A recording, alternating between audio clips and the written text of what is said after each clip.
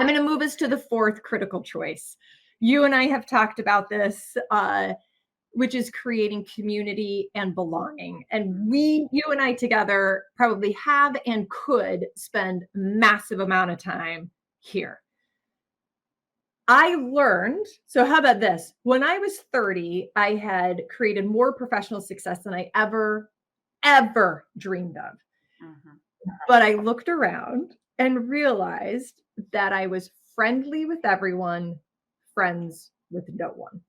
I still didn't belong anywhere. And what I realized is in order to belong, I actually had to create community and belonging. Can you share with us a time in which you felt you didn't belong? And how did that feel? Yes.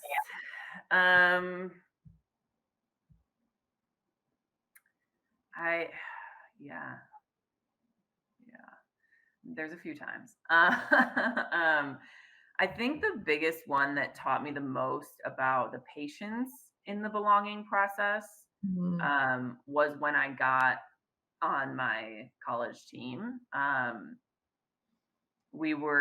was very different. I came from a different environment. That we had a lot of girls on our team that were from the southern region demographic, and culturally that's very different than where I was from.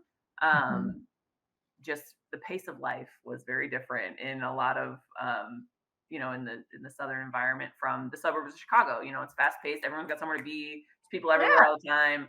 And we were in a small town, and I had never lived in a town that small where there's we didn't even have a Target. Like, that's how small of a town it was when I went there. There was a Target like 30 minutes away. Wow. And so that sense of belonging was not immediate.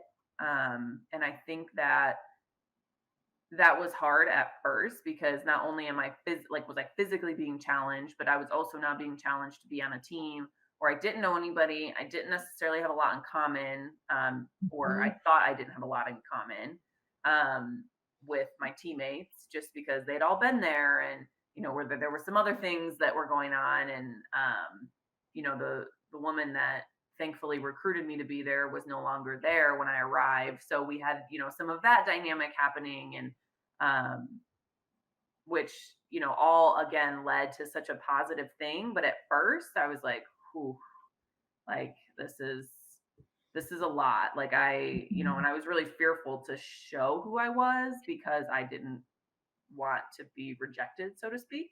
But what ended up happening is my locker mate, and one of my closest friends to date, like she really showed me like what that love is, and what that sense of belonging can feel like when you allow people to see you. And it took a while, but so shout out to Cartasia Macklin. Yes, thank you. Yeah. Shout out to Cartasia Macklin. She she probably single-handedly showed me that in human form. And that in itself kind of changed my life in so many ways, because she inspired me to want to be able to bring others in similarly to that. So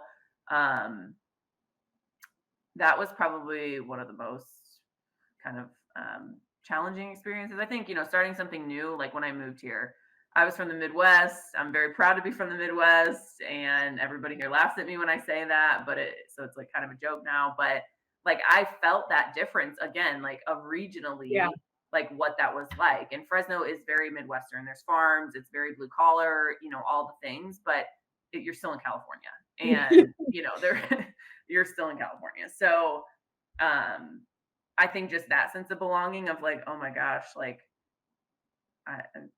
like people here eat sushi. Like, I never had sushi in my life. Right. And that's like, that's like what people do. They're like, oh, let's go. Or Chicago dog. Yeah, I'm like, maybe, and maybe not. But so yeah, I think that sensible, like, belonging was challenging too. But but I think it was different too, because I had a different purpose to be here, and I was more confident in that probably than I was when I got to college, and I was like not the best person on the team anymore. Which So changed the dynamic yeah, yeah. and finding yourself. Um, I'm gonna look for a couple adjectives here, or what what does it feel like to belong? Mm. I think my best adjective would be like warm. Hmm. Warm, just like that sense of like Yeah. warm, or just like um relaxed, or like comfortable. I think those would probably be my, and that doesn't always mean that it's like rainbows and sunshine either, in my opinion. I think a sense of belonging, like when you belong somewhere, you there's a level of comfort where you are sometimes challenged. But then there's that idea of like when you belong somewhere, you're gonna be challenged, but you're gonna be supported. So that traditional like challenge and support theory of like um that I think is really important too when Mhm. you have a place that you belong. So Are you okay with time? Because I would like to keep going. yeah, I'm fine. Belonging. Okay, because you know what? I don't care if it's longer. I want to keep going with this conversation.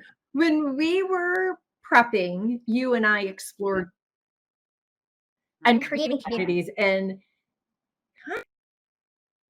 conversations back to what's my value system as an individual and Hmm. creating my communities where they need to be, or whatever it might be. Let's explore community and just give me your perspective. We'll just leave it open to whatever you want to give here on finding and creating the right community for you. Mm. Yeah. Um, it's not always easy. That's my perspective. It's not always easy, and I think going into it knowing that it can change is really important too. So, Mm, um, knowing that it can change and it can evolve, but also really considering what you're building it on. And I think that I learned that a little bit in the hard way, when I first got here, because I was looking for any community, right? And that was a huge part. There's some positives that came out of that. I think anytime you learn something, it's a positive, good or bad. And so, um, when I was first here, I was just like looking for people. I was trying to get the vibe, like what is it like to live here? What do people do? What does somebody do like on a Saturday in the middle of the day? Like, that type of stuff. And I was also at a time in my life where I didn't ever have that loose of structure.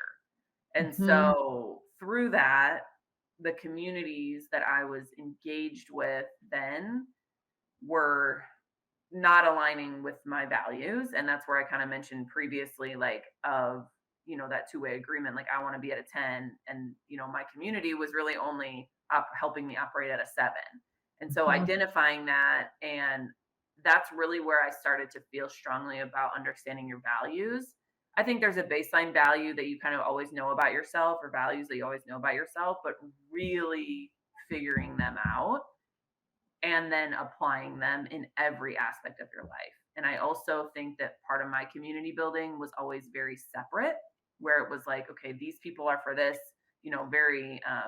very organized in a way of like, when I need to go have fun, I'm gonna hang out with these people. When I want to work hard, I'm gonna be with these people. When I'm gonna go to the gym, I'm gonna be with these people, and so on and so forth. yeah, totally. And what I found for me is that was not allowing me to operate in the most consistent and authentic way, because I didn't have the strength and the confidence that I really have, that is natural to me in all of those environments. So then, I was getting into this like identity, like ebb and flow of like, oh, I'm code shifting here, or I'm code shifting there. And, I do believe that code shifting is inevitable, no matter how authentic you kind of are and confident you are in your life. But um, that that sense of like separation in my communities was kind of eye opening to me.